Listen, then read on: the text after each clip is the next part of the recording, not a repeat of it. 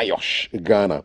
And Alan Stevens is head of strategic engagement, IOSH UK. Gentlemen, you're welcome. Ken and Alan, good to have you here. Good to be here. What does IOSH mean? IOSH is the Institution of Occupational Safety and Health. We're the voice of the profession globally. We have around 50,000 members in 130 countries, and we're really proud of our members here that are doing great work here in Ghana and West Africa. As a chartered body, our purpose is for common good. We work across the world to make sure people go home safe and healthy, because it shouldn't matter whether you live in London or Lagos or Accra. People have the right to go home safe and healthy every day. We know where harm is happening, we know how to prevent it, we just need to galvanise people to make that a reality. Awesome. Ken, when we talk about health and safety at work, what are we talking about? Yeah, so thank you. Basically, safety is just providing a condition to prevent incidents, injuries, or ill health. Incidents, injuries, ill health. Simple as that. Simple as that. It should sound like a no-brainer. I mean, you would want to make sure that your office space is safe. But why do we have to be talking about safety at work?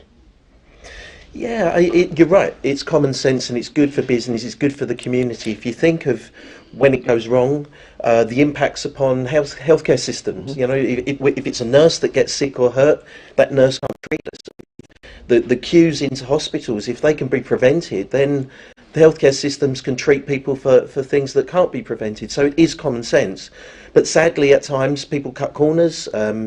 People make mistakes, and sometimes people don't know what to look out for and how to remedy it. We do, but we need to get that message across. And that's why we're here, and that's why we're working with the people of Ghana. It is common sense. It's good for the community. It keeps girls in school, because if their parents are earning, you know, they're going to stay and fulfil their education. So there's so many societal benefits. It's real common sense. What happened last year was a real game changer, though. On the 10th of June last year, the International Labour Organisation, the ILO, agreed that occupational safety and health is a fundamental principle and right at work. And what that means is now it is official. You should look after your workers, and what that means for inward investment. We talk all the time when I come to Ghana about the need for inward investment into Ghana. What that means now, that the ethical funds that have trillions of dollars looking for a good home have to consider the conditions in Ghana for occupational safety and health as part of their investment decision, which they didn't have to before. They were looking at, you know, the climate and things like that. But now it's central to the inward investment decisions. And this is a real fundamental game changer for Ghana, because, and the government are responding well, is that if Ghana can recognise and put great legislation and great inspectorates in place and good approaches from the employers, then the capital that's required to grow this wonderful country will flow. So it's central to the strategy now for the country for the first time. Ken, what's the state of play in Ghana with respect to occupational health and safety? Yes, currently they are still in talks. IOSH is still in talks with the Ministry of Labour and Employment Relations. And there's a bill that's supposed to be passed in Parliament. I think the last time I heard was in 2019. But then this year, I'm still waiting that they will raise the issue at the floor of Parliament. Yes, and the Parliament reopens today. Exactly, yes. exactly. But by and large, Minister for Employment and Labour Relations has been coordinating and very helpful. And then so far, other stakeholders to also come on board. We are hoping for the Ministry of Health, because we heard of the COVID-19 issue that came. At least we hope for a more tighter and stricter policies that will protect our health as well. And if you should go back in 2015, we all heard of the June 3rd disaster, and just last year, the Apiati disaster that almost 13 people lost their lives, and over 300 people also were displaced of their homes. So these things, we don't expect these things to happen anymore. Just yesterday, almost 4,000 people lost their lives as a result of earthquakes. So these things should be able to put us on our toes. At least Ghana Geological Survey Authority should be able to put on their toes whatever resources that they need. The government needs to furnish them all the resources. So at least they act proactively. So Alan, with what you referred to as groundbreaking as far as this announcement from the UN last year, how has that changed the occupational health and safety landscape in the UK, where you're familiar? Yeah, everywhere. It's changing it everywhere because of this investment angle.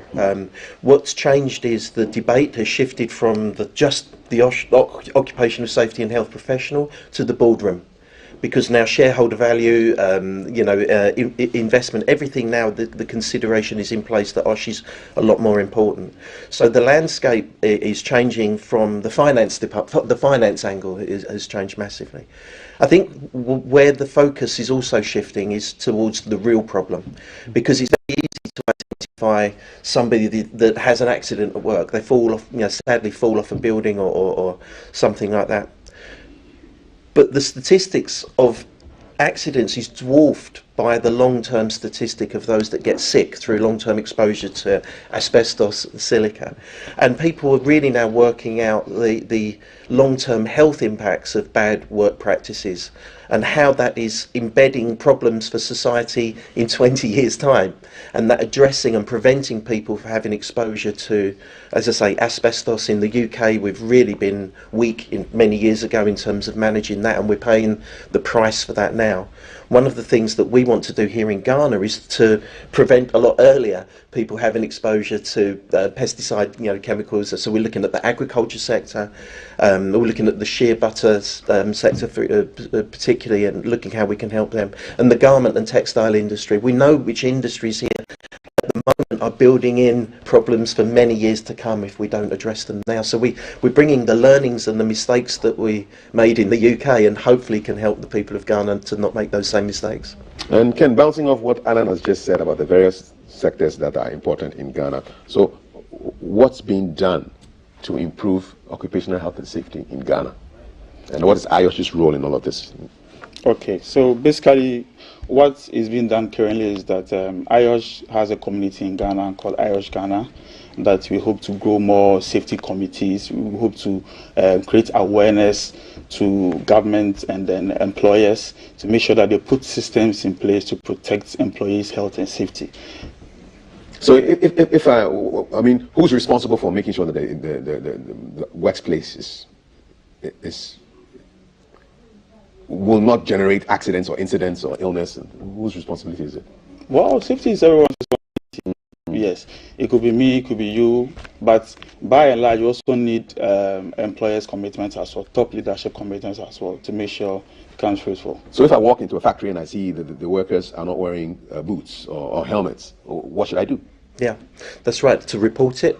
To make sure that in real time the people that aren't protecting themselves are aware of the risk. So it's a culture as much as a process where everybody, as was just said, it's everybody's responsibility. So what we're doing is we're building a big community to spread that message. I mean, when I first came here 4 years ago, there was a handful of early people that joined this journey. Tomorrow at the City Conference Centre, I think we've got 600 or 700 people wanting to come, and quite frankly, we could have filled it twice over. We could have had 3 times that number if we could have catered for them. The movement is growing so fast now, and each of those people that will be at the conference tomorrow will go into their workplaces and do exactly that. And we have lots of materials for the general worker, for the general manager, awareness materials, because managers are often trained in finance, in marketing and sales, but they're less, sadly, trained in keeping workers safe and healthy, and that's what we want to do. So our trainings that we offer here aren't just for occupational safety and health professionals, they're for all workers. We're starting with the inspectors, and we're going to roll out from there. So who employs the inspectors who come around to make sure that everything is safe and correct in Ghana? Yes, I think currently it's being done by the Factories Inspectorate. Okay. But then we have other acts in various ministries that also ensures that you can have Mining and Minerals Act, which is there. EPA also have an act. There are a bit of pieces of this act available that also help them appoint leaders to ensure that employees are safe. But by and large, we also look out for us to bring together all these acts together at one body, so that you can have a governing body that would regulate and protect all these industries as well. And that's what IOSH is pushing. So are these the people who can declare a workspace as not safe? The inspectors, right? They have that power. Right. Yeah, and with the new act that's in Parliament, will empower them more to be able to enforce those rules. So the everyone's coming together. The employer groups want this to happen, the trade unions want this to happen, and the new laws will help enforcement of the Act. So the inspectors will have more power going forwards. Okay. Talk to us about this conference that is you alluded to not too long ago. Yeah, it's a really exciting conference. It's the third one we've held in West Africa. The first one just before COVID in Lagos. We hope to run them here every year after, but COVID prevented that. So we're delighted that this is our first face-to-face conference here in Ghana. Have exciting speakers from the ministries, but also from the United Nations bodies. We have representatives from the World Health Organization, the ILO, the United Nations Global Compact, representing the employers, as well as local technical experts. So the conference is going to be a mixture of ceremonial presentations, direction-setting presentations from people like the ministry, but then breakout sessions, technical sessions for the people that are attending to learn more. And we're honoured that our President Lawrence Webb has come also from the UK to meet and thank the wonderful members that we have here for the work they do. Ken, where is it happening? Time, things like that. Okay, it's happening tomorrow at 8:30 a.m. at City Conference, Lagos campus. Okay, and what's the conference called? The feature is occupational safety and health as a fundamental right. So Okay. it's focusing on it's actually your right to be able to go to work and go home safe every day. Awesome. Is there anything you want to say to add to this conversation as we wrap this up, Ken? Well, I hope that now currently Ghana is not still ratified under Convention C155, and we hope that Ghana will be ratified soon.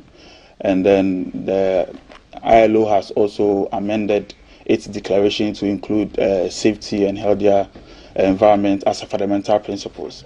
And then what it seeks to do is that it has become a universal responsibility for everyone to adopt that. So all employees, all employers, government bodies, institutions have to ensure that employees are safe and the environment where they work to are also safe. Awesome. Alan, I'll give you the last word. Yeah, my dream is that people fly from this region in the future. Over the next 5 years, we'd love to see people from this region showing the rest of the world what Ghana and Nigeria and our neighbours have done. I see so much potential here, and it's a really exciting moment to be involved in this. The people of Ghana are hugely committed to this, and the movement here has got to the point now where I think it's something that the rest of the world will look at in 5 years' time and go, we should be doing the same. So hopefully we can make that a reality. Wish you the very best for tomorrow. Thank you very much. Alan Stevens is Head of Strategic Engagement at IOSH. IOSH is the Institution of Occupational Safety and Health. And Engineer Ken Safakakari is Health and Safety Manager at Dredge Masters and Treasurer for IOSH Ghana. Wishing you the very best in your deliberations tomorrow. Thank you very much. All right, and still to come, we have breakfast with Kose. But ahead of that, we're taking a look at the Arctic close. There was a drain that was causing problems. And you know, I'll keep an eye, people, when to keep an eye, as the name suggests. And there's a before and there's an after. So check it out. Keep an eye coming up. And then after that, breakfast with Kose and Valerie. Stick around. This is GTV Breakfast.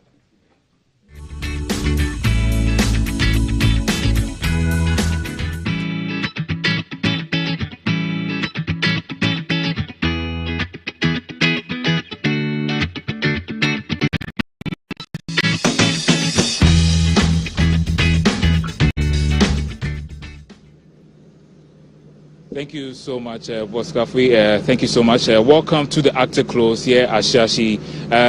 The closest landmark we can think of is the Golf House. And speaking of Golf House, there is an artificial golf of sorts developing on the Arctic Close, owing to the fact that some time back the foundations of the gutter were destroyed, and so it started eating onto the road.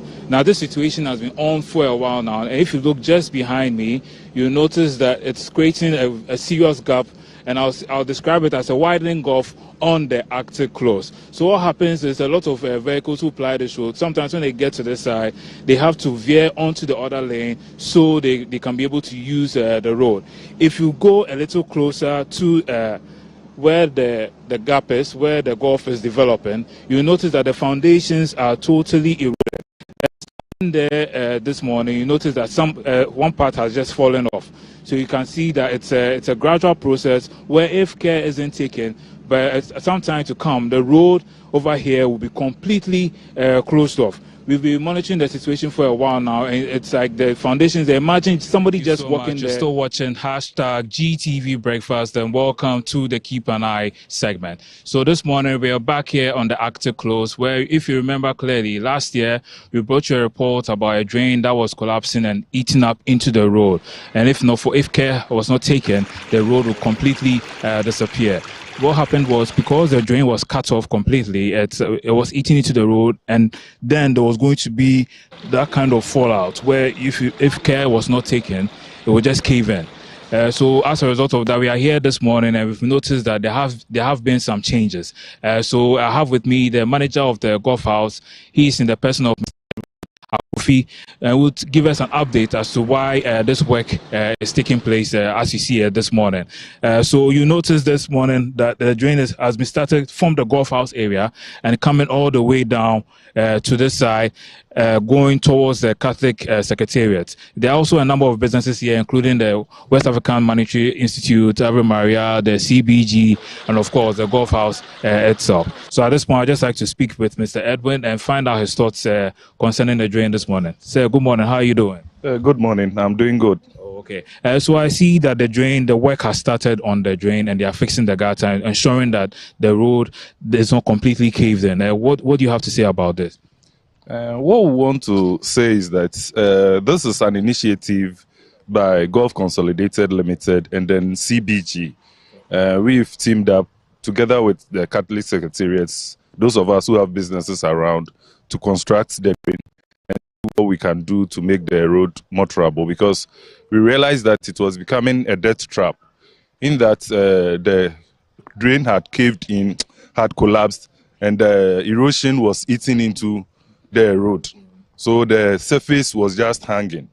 And in order to save lives and property, we decided to come together from our own resources to do it, since the government is not ready to come in. This had been reported to the Assembly several times, and nothing is being done. But you know, the drain that caved in has been there for a while. So are you saying you've written to Assembly and all that, you've petitioned them for a while and nothing happened? That's why you have to use your resources. You also pay taxes, I suppose. So are they not supposed to use the taxes to perhaps do this kind of community development? You are right. We pay our taxes, and I can tell you for sure that we are up to date on our tax.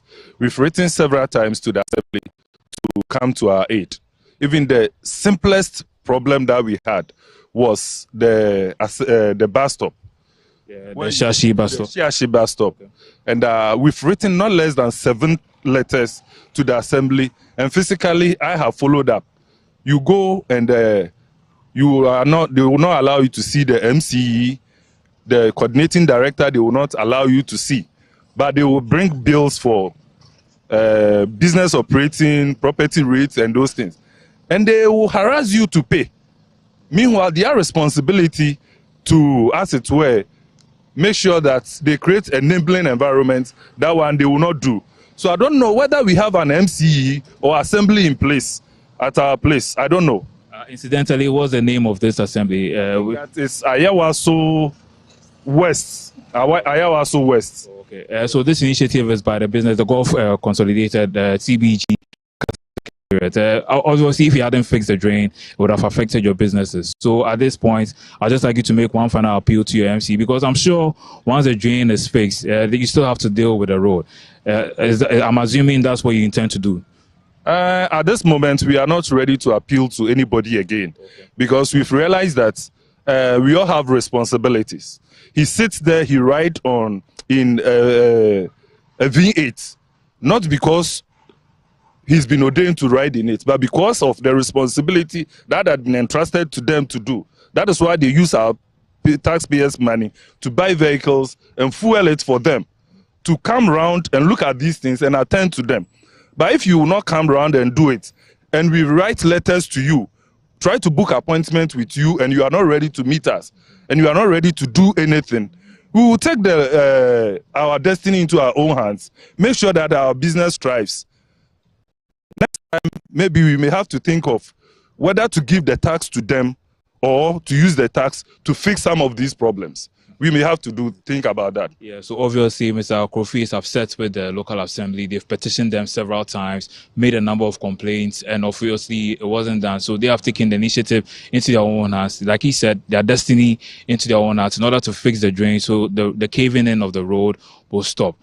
So this has been the report from the Active Close here beside the Golf House, and in between the Golf House and the CBG and the Ave Maria Hotel.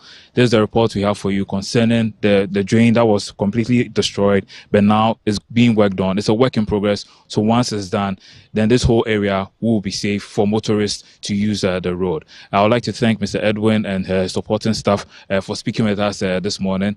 Thank you so much. Back to you in the studio.